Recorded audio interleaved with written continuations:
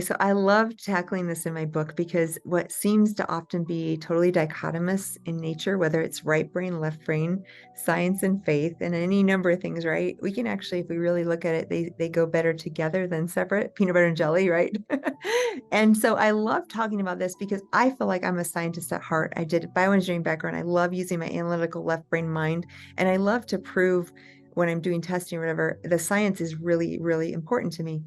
But at the same time, I can also hold in my hand the idea that things that are outside our visible realm of science, the unexpected, the miracles, the healing that we don't see coming and we don't expect, is also true. And we know from physics and quantum physics, especially, that the power of energy, the power of hope, the power of love, the power of faith and belief in something else is possible. There is actually data now to support that those things that we might think of principles that are more faith-based actually have very pure and true validity in our healing.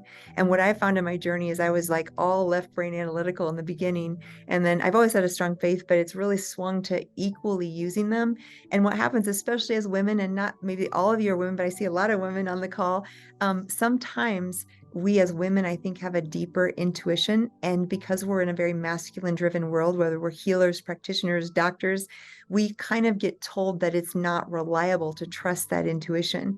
And what I've learned in my own healing journey and in my patients is, number one, our bodies give us signals every day. And so often we diminish that. We like live for, I always say I live from the neck up and always trusted my brain, but not my heart.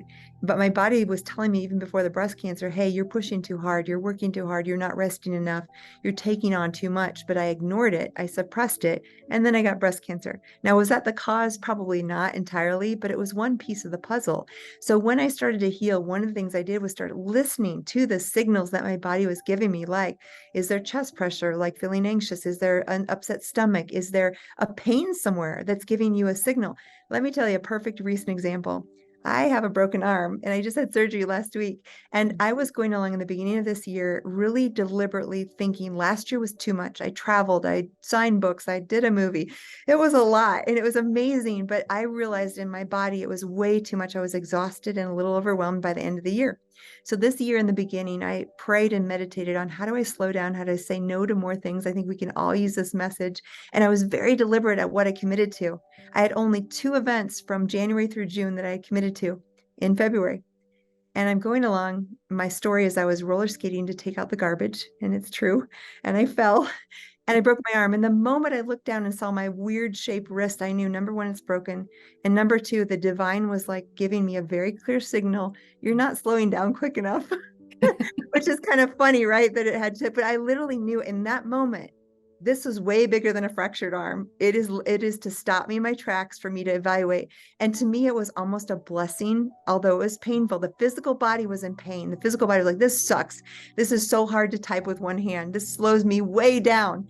And guess what? The only 2 events I had all this spring, I had to cancel and tell them and disappoint people.